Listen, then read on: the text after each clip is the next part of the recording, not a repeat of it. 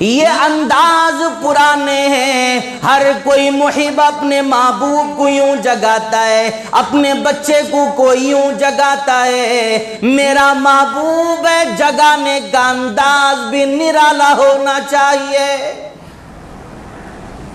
جبرائیل پریشان ہے، اللہ سے فرمایا اے اللہ آپ خود رب العالمین ہیں، آپ خود سمجھائیں مجھے اپنے محبوب کو میں کیسے جگاؤں۔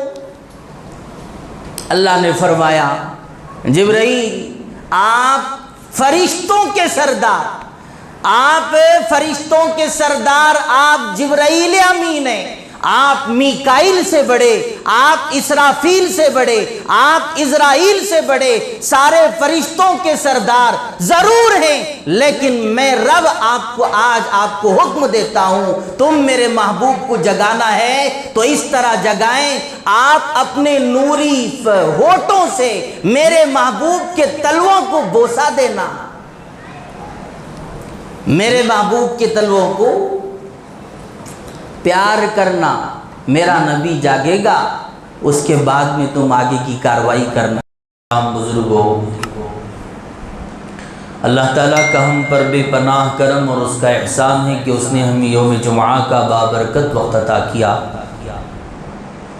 دعا کریں اللہ تعالیٰ سے کہ اللہ تعالیٰ ہمیں اس کی بھرپور قدردانی کی توفیق عطا فرمائے۔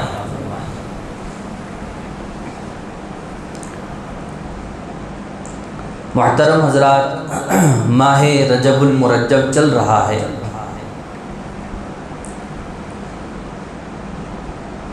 جب ماہ رجب پر پہنچتے ہیں تو معراج کا واقعہ بھی ہمیں یاد آتا ہے۔ اللہ کے نبی صلی اللہ علیہ وسلم نے معراج پر گئے تھے، اللہ کے دربار میں گئے ہوئے تھے۔ خصوصاً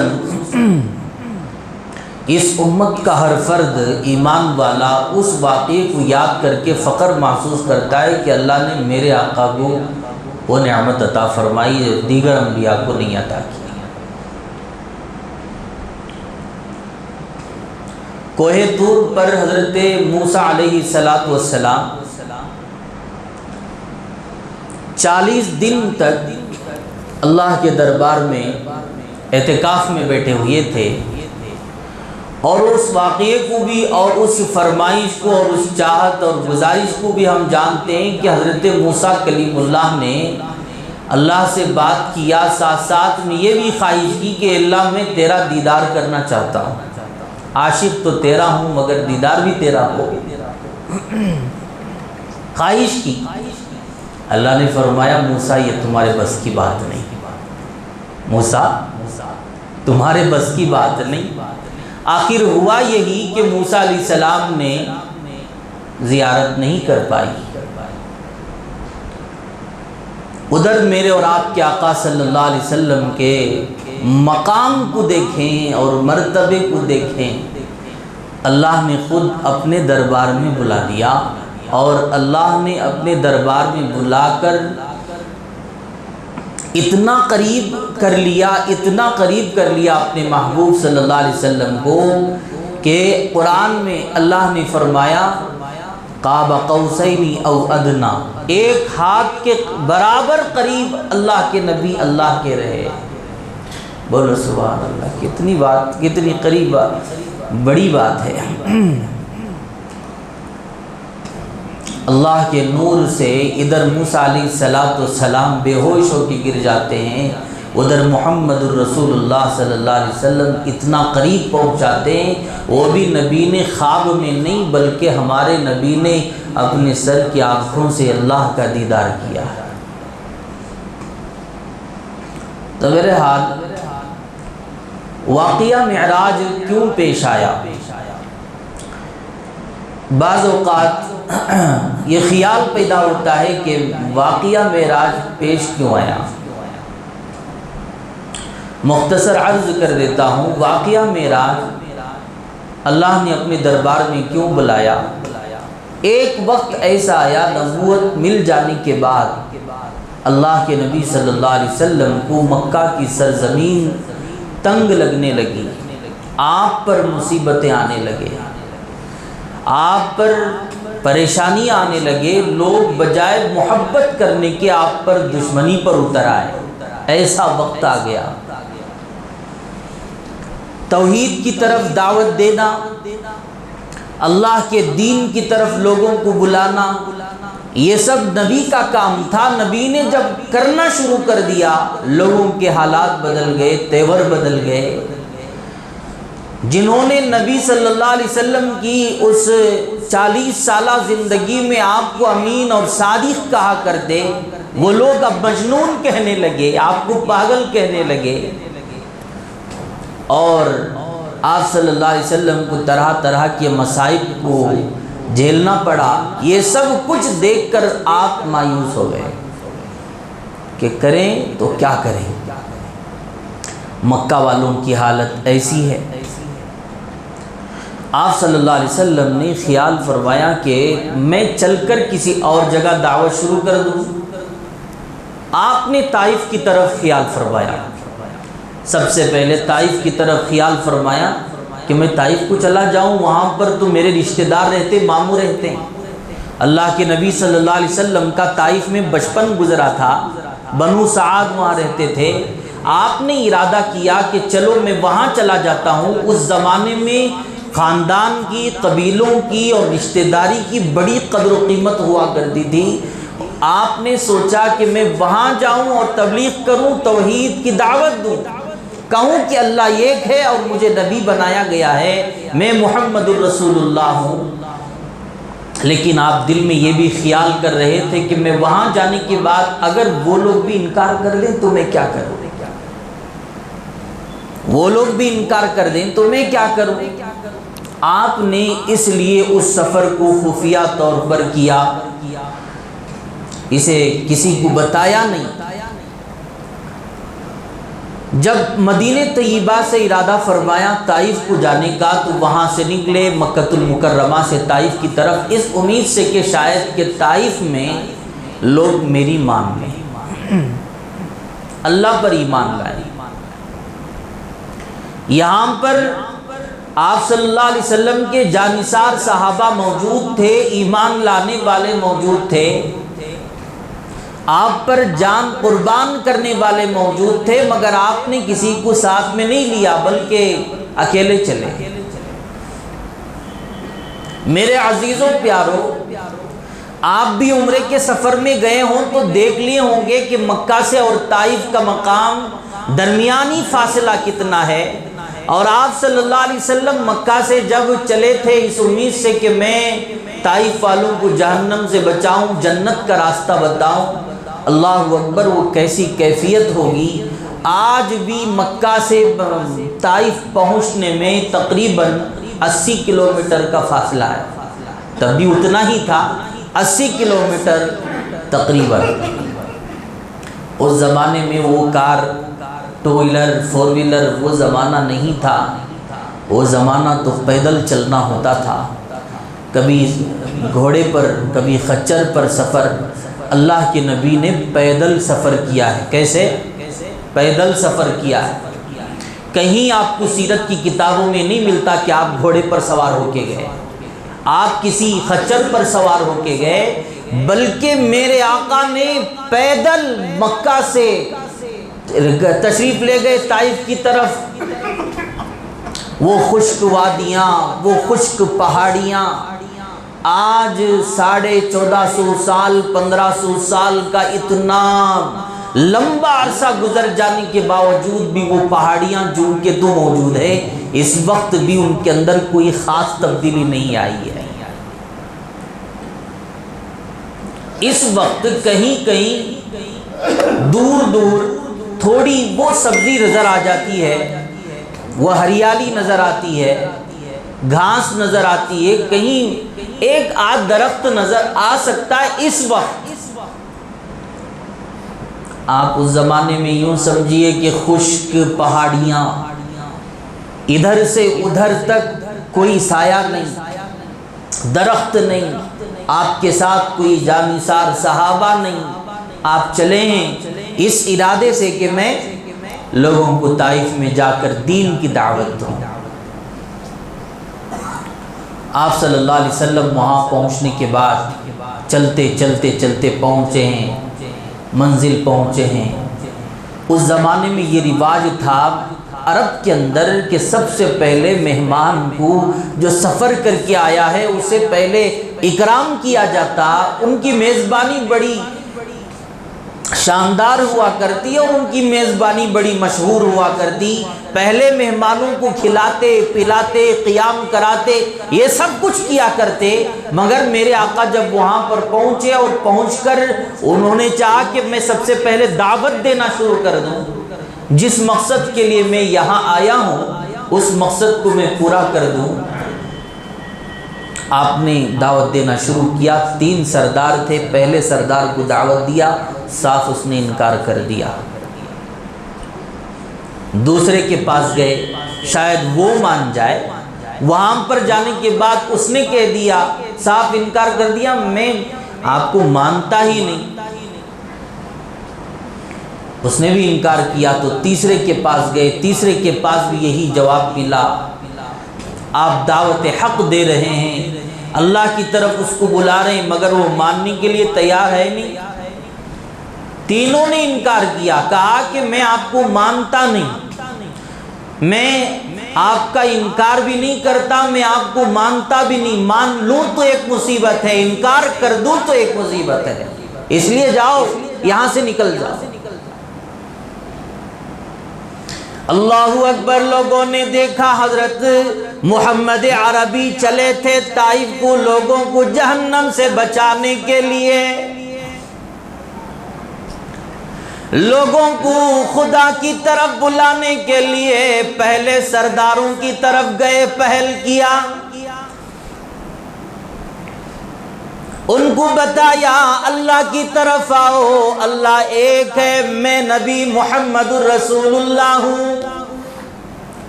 کامیابی پانا چاہتے ہو، کامرانی پانا چاہتے ہو، اللہ کی طرف آؤ، مجھے نبی مانو، اللہ کو اللہ مانو۔ سرداروں نے انکار ضرور کر دیا، مگر لوگوں کو یہ بتایا، ارے وہ یہ انسان کیسا انسان ہے جو آ کر ہمارے بتوں کا انکار کر رہا ہے، برسوں سے جس کی ہم پرستش کرتے آ رہے ہیں اس کا یہ انکار کر رہا ہے، پہلے اسے شہر سے باہر نکالو۔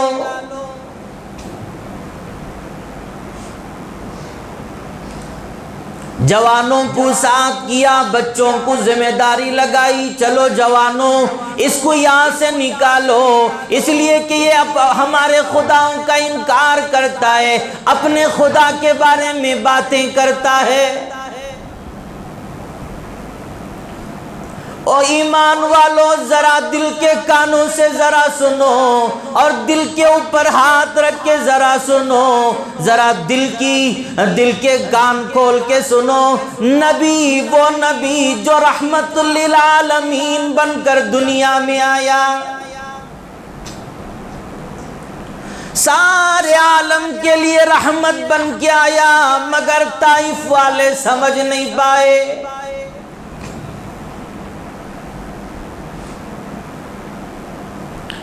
انکار کرنے کے بعد آپ نے دعوت حق دی، انہوں نے انکار کیا، ساتھ میں جوانوں کو بچوں کو لگایا کہ یہاں سے نکالا جائے، وہ بھی ذلیل کر کے رسوا کر کے یوں پتھروں سے مار کے نکالا جائے۔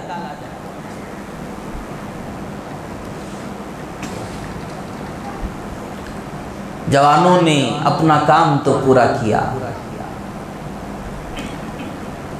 مولانا طارق جمیل صاحب یہ اپنی تقریر میں خطاب میں فرماتے ہیں کہ وہ طائف کے پتھر گول ہوا کرتے، ہر بات پر ان کی نظر ہوتی ہے۔ انہوں نے کہا کہ وہاں کے پتھر بالکل گول ہوا کرتے، اس میں ایک حکمت حضرت نے بتائی ہے، میں عرض کرنا چاہتا ہوں۔ الحمدللہ میں بھی طائف پہنچا ہوں، مگر وہ پتھروں کے بارے میں مجھے خیال نہیں رہا، میں نے تو توجہ نہیں دی۔ اس لیے کہ مقام ہی ایسا ہے کہ وہاں چلے جاؤ، آپ دائیں طرف دیکھو تو ہی اللہ کی نشانیاں نظر آئیں گے، بائیں طرف دیکھو تو اللہ کی نشانیاں نظر آئیں گی۔ نشانیاں ہی نشانیاں ہیں، کس پر غور کیا جائے؟ مجھ سے رہ گیا۔ مگر حضرت کے خطاب، حضرت کہتے ہیں کہ میں نے غور کیا کہ وہاں کے جو پتھر ہیں وہ ایک دم گول قسم کے ہیں۔ اس کے اندر حضرت نے ایک حکمت بیان فرمائی، کہا کہ دیکھیں معمول قسم کا پتھر ہمارے ادھر کا کسی کو ہم اٹھائیں اور کسی پر لگا دیں، جیسے ہی ضرب لگے گا فوراً جسم پھٹے گا اور خون نکل کر باہر آ جائے گا، مگر جب گول رہے گا پتھر تو اس سے جیسے ہی انسان کو مارا جائے وہ پتھر، چوٹ تو لگے گی مگر جسم نہیں پھٹے گا، خون نہیں آئے گا۔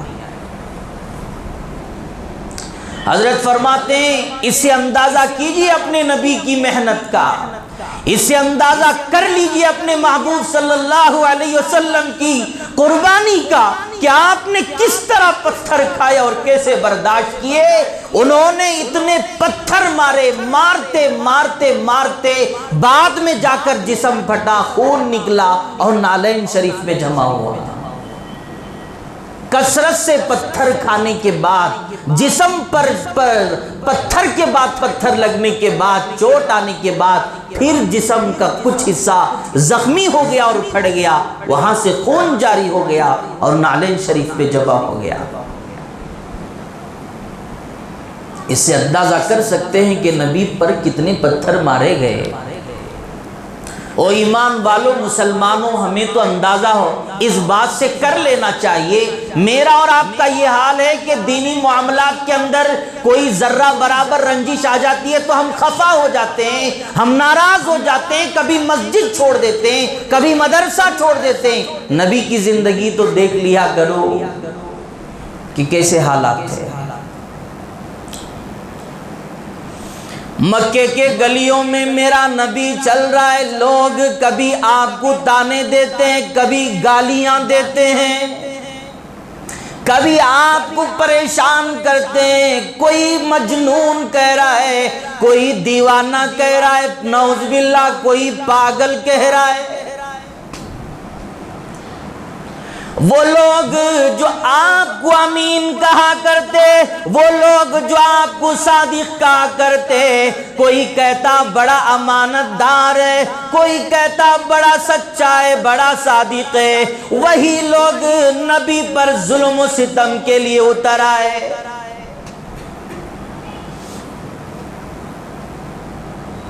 میرا نبی طائف اس لیے نہیں گیا کہ وہاں گھر بناؤں، میں وہاں گھر بساؤں، میں وہاں تجارت کروں۔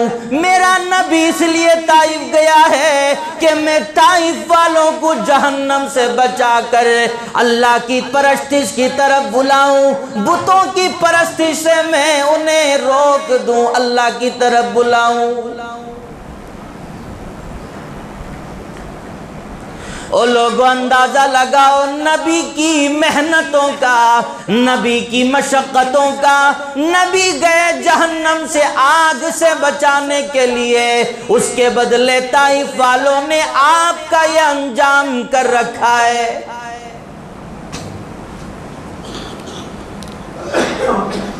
آپ صلی اللہ علیہ وسلم پتھر کھا کے، دھکے کھا کے، وہاں سے جب شہر سے باہر نکلے ایک باغ کی طرف آئے۔ یہاں سے اس کے بعد کا واقعہ آپ کے ذہن میں آ چکا ہوگا۔ اتنا سمجھیں کہ نبی صلی اللہ علیہ وسلم رحمت للعالمین ہیں، آپ نے اس کا حق ادا کر دیا، اللہ کو غصہ آ گیا، فرشتے آپ کے دربار میں پہنچے، کہا کہ یا رسول اللہ اگر آپ اجازت دیں تو یہ جو طائف کے دونوں پہاڑ ہیں نا، ان پہاڑوں کو ہم آپس میں ملا کے اہل طائف کا خیمہ بنا دیں گے، آپ اجازت دیں۔ آپ نے کہا کہ نہیں، اس کی اجازت نہیں، اللہ نے مجھے زحمت نہیں بنایا، مجھے تو رحمت بنا کر بھیجا ہے۔ کہا کہ طائف والوں کو پتا کیا ہے کہ میں کون ہوں۔ نبی صلی اللہ علیہ وسلم غمگین ہیں، آنکھوں سے آنسو جاری ہیں، پتھر جسم پر کھا کر ایک مقام پر بیٹھے ہوئے ہیں، دل میں یہ ارادہ کر رہے ہیں کہ کاش میرا کوئی یار ہوتا جو میری یاری کرتا، کاش میرا کوئی دلدار ہوتا جو میری دلداری کرتا، آج میرا کوئی نہیں، لوگ مجھے سمجھتے نہیں، میں کیا کروں؟ ان حالات کے پیش نظر نبی صلی اللہ علیہ وسلم کے غم کو دیکھ کر، آپ کی پریشانی کو دیکھ کر اللہ نے فیصلہ کیا۔ اللہ نے فرمایا میرے محبوب تمہارا یار یہاں موجود ہے، میں رب تمہارا یار، میں تمہاری یاری کرنے والا،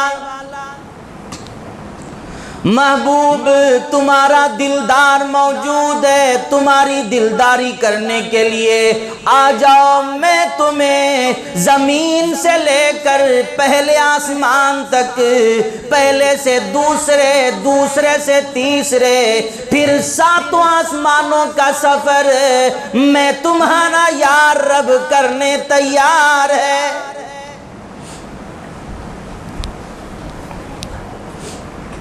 آپ صلی اللہ علیہ وسلم کو اللہ تعالیٰ نے پھر سفر کا معراج کا سفر کرایا۔ چلو میرے محبوب آپ تو بڑے غمگین ہیں، میرے عزیزوں پیارو آپ کے غم کا ذرا اندازہ لگاؤ۔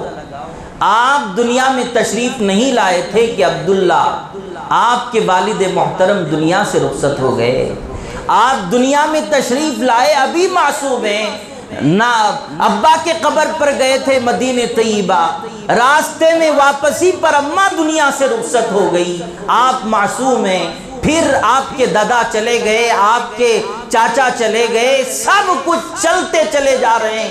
اللہ فرماتے محبوب سب چلے جائیں گے، اس لیے چلے جا رہے ہیں کہ تمہاری پرورش کرنے والا میں خود رب العالمین ہوں،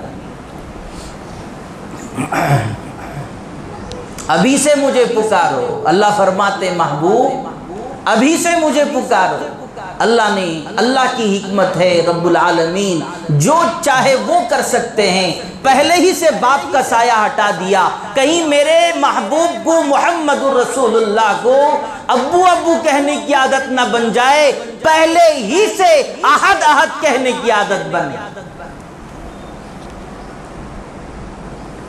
کہیں امی امی کہنے کی عادت نہ پڑ جائے، نہ ابو کا سایہ رہا، نہ اماں کا سایہ رہا، نہ والدہ رہی نہ والد رہے، نہ دادا رہے اور نہ چاچا رہے، سب کو دنیا سے اس سایہ دار کو بے سایہ اللہ نے کر دیا، سایہ دار کو اللہ نے بے سایہ کر دیا، کہا کہ میرے محبوب آپ کو کسی سایہ کی ضرورت نہیں ہے، میں تمہارے یتیمی کا سہارا ہوں، الم یجد کا یتیمن فآوا، میرے محبوب تمہیں گھبرانے کی ضرورت نہیں، میں رب تمہارا سہارا ہوں۔ معراج کا سفر تھا، اللہ نے فیصلہ فرمایا کہ چلو اب میرے محبوب کو میں سیر کراتا ہوں آسمانوں کی، کہاں کی؟ آسمانوں کی سیر کراتا ہوں۔ کتنی بڑی بات ہے اپنے محبوب صلی اللہ علیہ وسلم کے لیے، اللہ نے اپنے دربار میں بلایا۔ ایک عجیب طرح کا سفر ہے، سبحان الذی اسری بعبدہ لیلا من المسجد الحرام الی المسجد الاقصی، زمین کا ایک سفر تھا، ایک آسمان کا سفر تھا، 2 سفر ہیں معراج کے، ایک ہے زمین کا سفر، ایک ہے آسمان کا سفر۔ آپ وہاں سے طائف سے تشریف لائے مکہ تشریف لانے کے بعد آپ قیام فرما رہے تھے، اب اللہ نے فیصلہ کر دیا ہے کہ معراج میں لے جانا ہے۔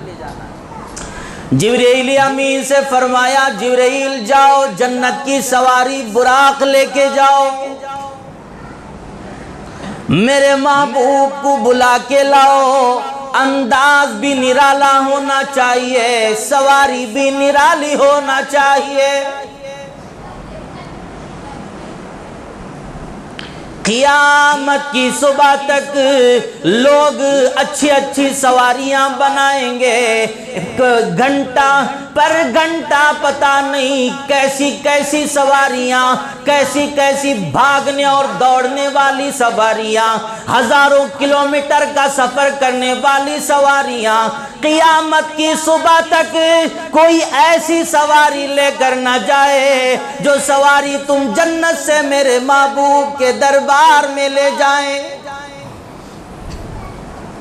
ٹیکنالوجی اتنی آگے بڑھ گئی، خدا کی قسم اور بھی آگے بڑھے گی، اور قیامت کی صبح تک ساری کی ساری ٹیکنالوجی کو آپ ایک طرف کر دیں مگر براق کا مقابلہ نہیں ہو سکتا۔ بولو سبحان اللہ۔ اللہ نے اسے سواری کو بھیجا، براق کوئی معمولی چیز نہیں ہے۔ سواری بھیجنے والا خود اللہ رب العالمین ہو، لانے والے جبرائیل امین ہو، جس کو سوار کرنا ہے وہ محمد الرسول اللہ ہو، تو اندازہ لگاؤ سواری کا کیا کہنا، سواری کے کیا کہنے۔ اللہ نے جبرائیل سے فرمایا، جبرائیل آئے، سواری لے کر آئے، مکۃ المکرمہ پہنچے، میرا محبوب گھر میں آرام کر رہا ہے، اب ادھر معراج کے لیے سفر طے کرنا ہے، مسجد حرام سے مسجد اقصیٰ کی طرف جانا ہے، وہاں سے 7 آسمانوں کا سفر کر کے عرش پر چلنا ہے۔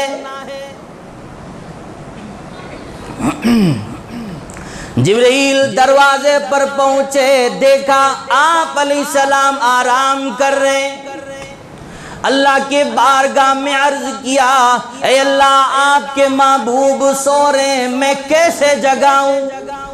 اللہ نے فرمایا، جبرائیل میرا محبوب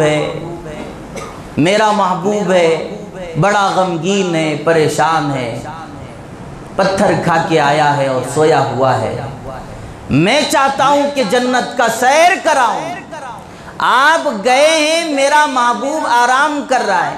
یاد رکھو جبرائیل، آپ کو جگانا ضرور ہے مگر انداز نرالا ہونا چاہیے۔ بولو سبحان اللہ۔ جگانا ضرور ہے مگر کیا کرنا ہے؟ نرالا انداز ہو۔ حضرت جبرائیل نے فرمایا، اے اللہ کیا میں دروازہ کھٹکھٹاؤں، دستک دوں؟ اللہ نے فرمایا، جبرائیل نہیں، ایسا نہیں ہو سکتا۔ فرمایا جبرائیل امین نے، اے اللہ یا محمد کہہ کے پکاروں، اللہ نے پھر فرمایا، جبرائیل ایسا نہیں ہو سکتا۔ جبرائیل نے فرمایا، اے اللہ میں محمد عربی کے جسم عطر پہ ہاتھ رکھ کے ہلاؤں؟ اللہ نے فرمایا، جبرائیل نہیں، ایسا ہو نہیں سکتا۔ یہ انداز پرانے ہیں، ہر کوئی محب اپنے محبوب کو یوں جگاتا ہے، اپنے بچے کو کوئی یوں جگاتا ہے، میرا محبوب ہے، جگانے کا انداز بھی نرالا ہونا چاہیے۔ جبرائیل پریشان ہے، اللہ سے فرمایا، اے اللہ آپ خود رب العالمین ہیں، آپ خود سمجھائیں مجھے اپنے محبوب کو میں کیسے جگاؤں؟ اللہ نے فرمایا، جبرائیل آپ فرشتوں کے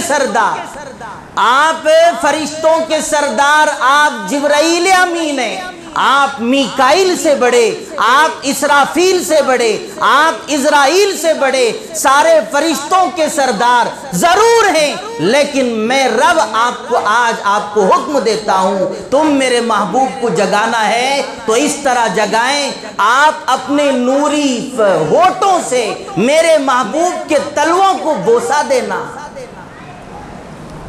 میرے محبوب کے تلووں کو پیار کرنا، میرا نبی جاگے گا، اس کے بعد میں تم آگے کی کاروائی کرنا۔ کہو سبحان اللہ۔ کیسے جگایا؟ محبت کا انداز بھی نرالا ہوتا ہے، پیار کا انداز بھی نرالا ہوتا ہے. جس کسی سے محبت ہوتی ہے اسے جگانے کا انداز بھی نرالا، اس سے باتیں کرنے کا انداز بھی نرالا. اماں سے بڑا پیار ہے، بات کرنے کا انداز الگ ہوتا ہے. ابو سے بڑا پیار ہے، بات کرنے کا انداز الگ ہوتا ہے. ابا سو گئے ہوں تو جگانے کا انداز الگ ہوتا ہے. دوست سو گیا ہو تو جگانے کا انداز الگ، بیٹا سو گیا ہو تو جگانے کا انداز الگ. اللہ نے فرمایا محبوب میرا ہے، جگانے کا انداز بھی نرالا ہونا چاہیے.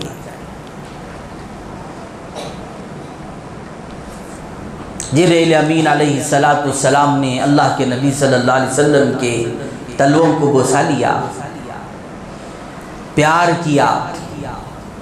آپ صلی اللہ علیہ وسلم جاگ گئے. اس کے بعد سب سے پہلے آپ صلی اللہ علیہ وسلم کو بیت اللہ کی طرف لے جایا گیا. وہاں پر فرشتوں کا ایک نظام بنا ہوا تھا کہ وہ جنت سے تشت سامان وغیرہ لائے تھے اللہ کے حکم سے، کیونکہ اب آسمانوں کا سفر کرنا ہے، دنیا کا سفر نہیں ہے.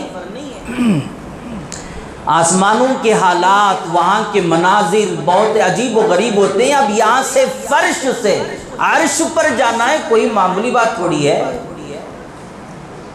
یہاں سے حیدرآباد جانے کے لیے، یہاں سے ممبئی اور کئی دور دراز کے اسفار کے لیے، کبھی امریکہ کتنے تیاریاں ہوتی ہیں. 1 مہینہ پہلے تیاری ہوتی ہے کہ ہم کو امریکہ چلنا ہے. وہ تو آسمانوں کا سفر تھا. اللہ تعالیٰ نے وہ نظام بنایا، ان کے دل کو شق کیا گیا.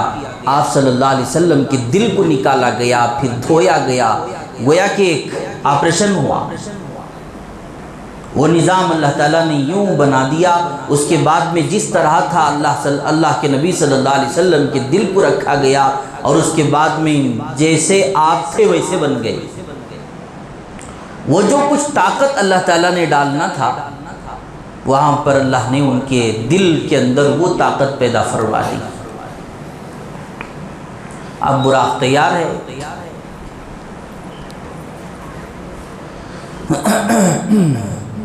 بیت اللہ کی طرف سے نکلے ہیں. مسجد حرام کے اندر سے آپ کا سفر شروع ہوا. کہاں سے؟ اللہ خود فرماتے ہیں مسجد حرام سے سفر شروع ہوا مسجد اقصی کی طرف.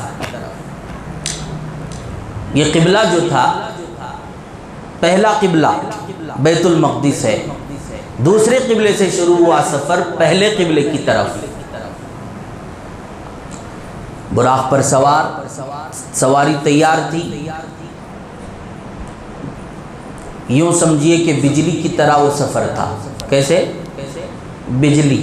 آپ نے بجلی کو دیکھا ہوگا کیسے سفر ہوتا ہے. یکاد البرق یخطف ابصارہم جو قرآن میں ہے، یہ برق بجلی کو کہتے ہیں.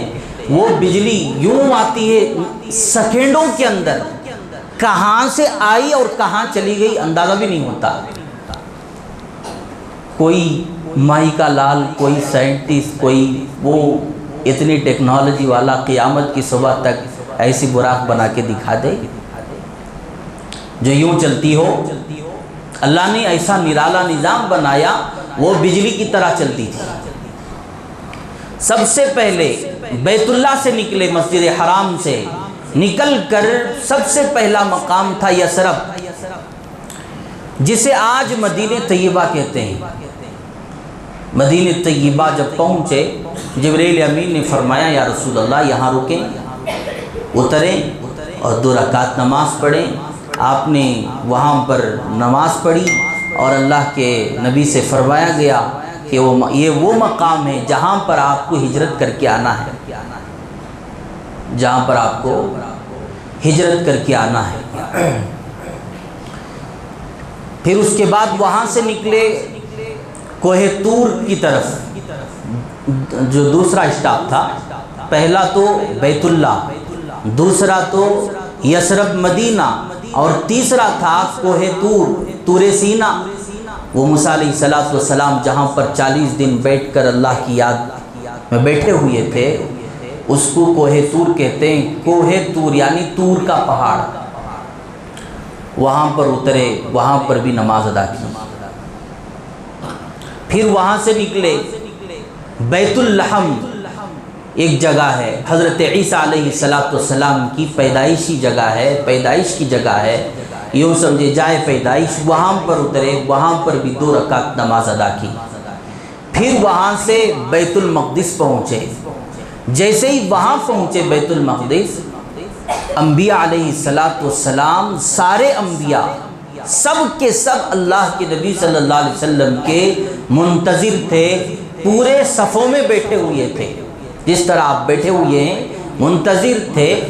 سارے کے سارے انبیاء، آدم علیہ السلام سے لے کر عیسیٰ علیہ السلام تک تمام کے تمام انبیاء بیت المقدس کے اندر آپ صلی اللہ علیہ وسلم کے انتظار میں بیٹھے ہوئے تھے۔ بولو سبحان اللہ۔ اسی لیے آپ کو کہتے امام الانبیاء۔ انبیاء کے امام کون؟ ہمارے نبی۔ کون ہے امام؟ نبیوں کے بھی امام کون؟ ہمارے نبی ہیں۔ آپ صلی اللہ علیہ وسلم نے پھر نماز وہاں پر پڑھائی۔ سارے انبیاء نے امام الانبیاء صلی اللہ علیہ وسلم کے اقتداء میں نماز پڑھی۔ اس سے پتہ چلتا ہے کہ اللہ نے وہ شرف میرے اور آپ کے آقا صلی اللہ علیہ وسلم کو عطا کیا کہ سارے کے سارے انبیاء آپ کی اقتداء میں نماز پڑھے ہیں، اور آپ سے وہاں پر ملاقات ہوئی۔ سارے انبیاء علیہ السلام نے ملاقات کی۔ اس کے بعد میں وہاں سے پھر شروع ہوا آسمانوں کا سفر۔ وقت ہو چکا ہے، اگلے جمعہ عرض کریں گے۔ آخر میں یہ عرض کرنا ہے کہ اللہ تعالی ہم سب کو معراج کے سفر کو سننے اور سمجھنے کی توفیق عطا فرمائے، اور اللہ کے نبی صلی اللہ علیہ وسلم کو جو اللہ تعالیٰ نے نعمت عطا فرمائی، میرے آقا کو عطا فرمائی۔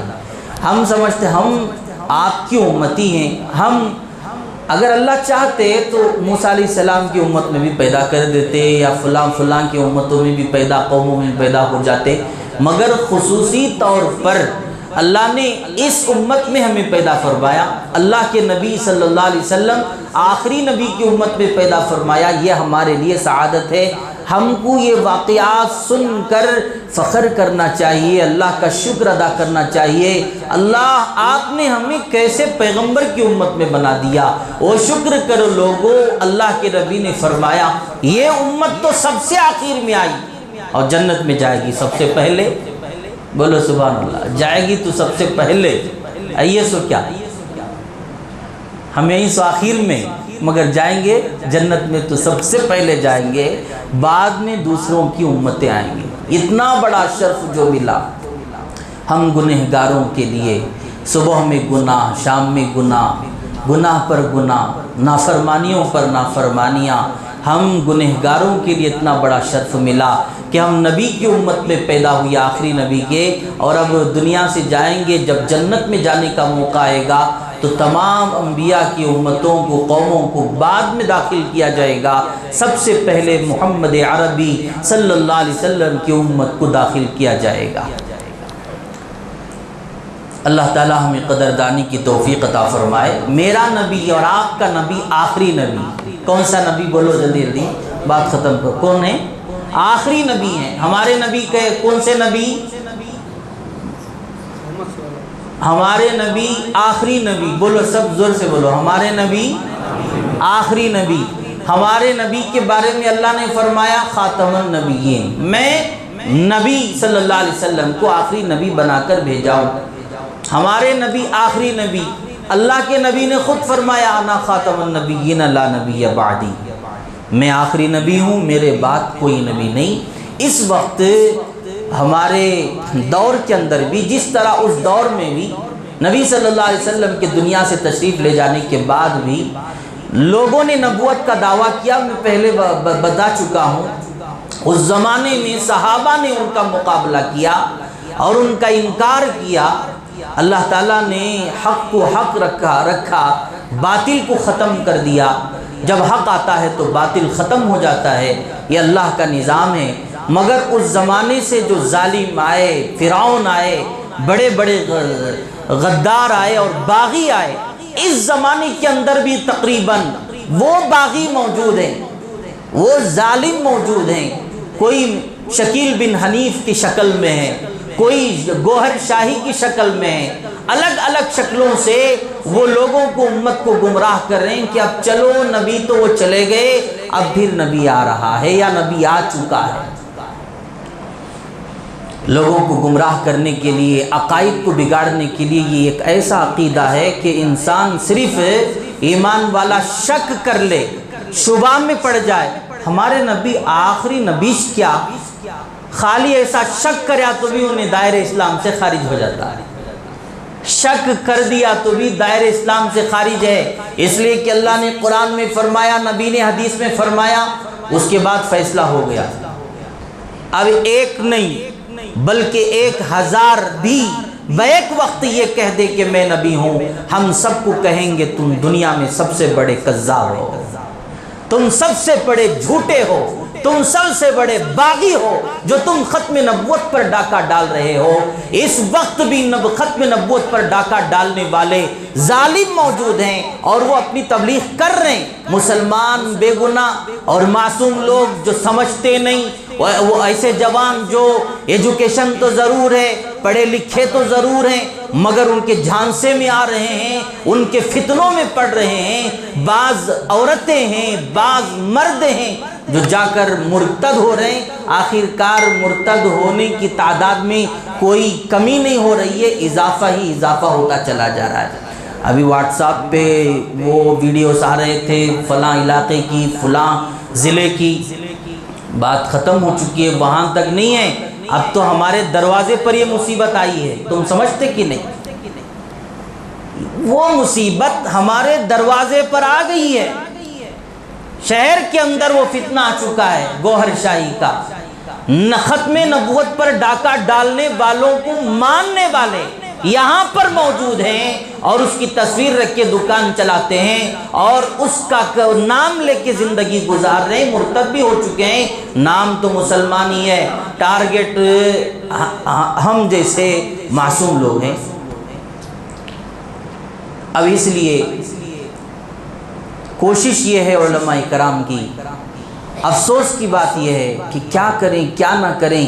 شہر ہندوپور کے اندر نہ مساجد کی کمی ہے، نہ مدارس کی کمی ہے، نہ خانخواہوں کی کمی ہے، نہ مکاتب کی کمی ہے، نہ علماء کی کمی ہے، نہ طلباء کی کمی ہے، نہ دعوت و تبلیغ کی کمی ہے۔ آپ غور کریں، ایسے دینی مرکز کے اندر اگر وہ اپنے قدم جما رہے ہیں تو وہ کیسی محنت کر رہے ہیں، اور مسلمان غفلت میں۔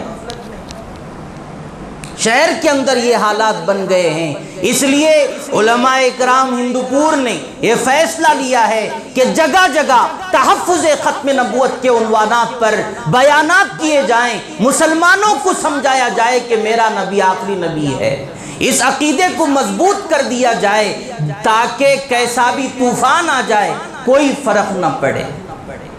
اس لیے ہم بھی فوراً تیاری کیے، اس کے بارے میں خیال کیے اور علماء کرام سے اس کے بارے میں مشورہ کیا کہ ہم بھی کرنا ہے، کچھ کرنا ہے، ہم یہاں پر خدمت کرتے ہیں۔ نینکم پلی سے بھی تحفظ ختم نبوت کی آواز اٹھے اور ہر گوشے گوشے میں اس کی آواز گونجے اور باطل کی ہمتیں پست ہو جائے، اس ارادے سے 19 جنوری آنے والے ایک عظیم الشان شاندار اجلاس یہاں پر منعقد کیا گیا ہے، جس کے اندر شہر ہندوپور، شہر و بیرون شہر کے علماء کرام، مفتیان کرام اور شہر ہندوپور کے علماء، علماء دین، تنظیمات کے لوگ، سب کے سب، وہ چاہے اہل حدیث کے ہوں، وہ چاہے اہل سنت والجماعت ہوں، وہ چاہے دیوبندی ہوں، سب کے سب یہاں پر جمع ہو رہے ہیں، ہم تیاری کر رہے ہیں، پروگرام تو طے ہو چکا ہے۔ انشاءاللہ تعالی ہمارے ملک کے مشہور و معروف شخصیت حضرت مولانا پی ایم مزمل صاحب رشادی بالا جاہی دامت برکاتہم آئیں گے،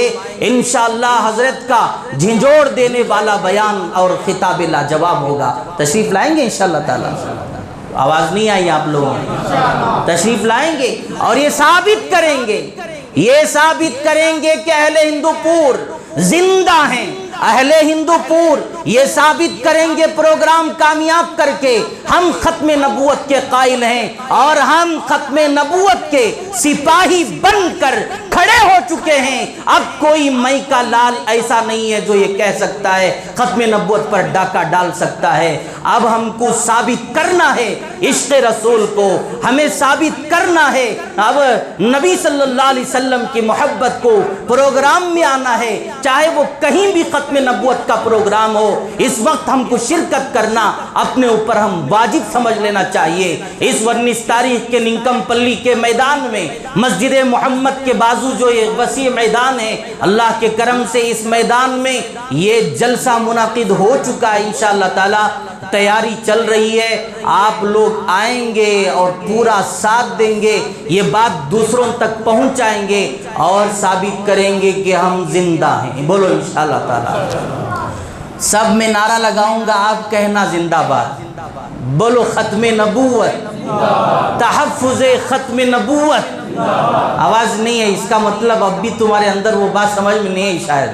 کئی کو ڈر رہی، کئی کو ڈاؤٹ کر رہی۔ اللہ قرآن میں بول دیا، نبی حدیث میں بول دیے، تو پھر کیوں ڈر ہے ختم نبوت پر؟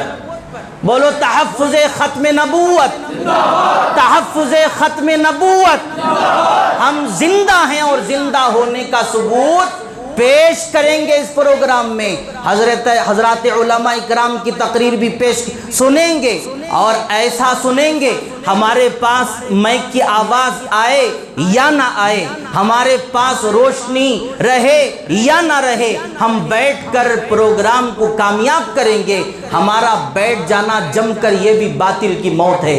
میرے عزیزو سمجھو، پروگرام اچھا چلنا ہے اور ہم ننکم پلی والے میزبان ہیں، ہم مہمان نہیں، پہلے سے تیاری کرنا ہے۔ سب ہاتھ اٹھا کر ختم نبوت کے تحفظ کے لیے پورے شوق کے ساتھ یہ کہیں، انشاءاللہ ہم سب ساتھ دیں گے۔ بتاؤ اللہ تعالیٰ سب کی محنتوں کو قبول فرمائے، جو کچھ کوششیں ہو رہی ہیں اللہ تعالیٰ اسے بھی قبول فرمائے۔ ہزاروں لوگ انشاءاللہ تعالیٰ یہاں پر جمع ہوں گے۔ معمول کے مطابق یہ جلسہ نہیں ہوگا، بچوں کا پروگرام معمول کے مطابق جو ہوتا ہے ایسا نہیں ہوگا۔ وقت پر جو بتایا جائے گا شروع کیا جائے گا، مقصد پر بیان ہوگا، ان ظالموں کے خلاف نعرے لگائے جائیں گے، اللہ اکبر کے نعرے لگائے جائیں گے۔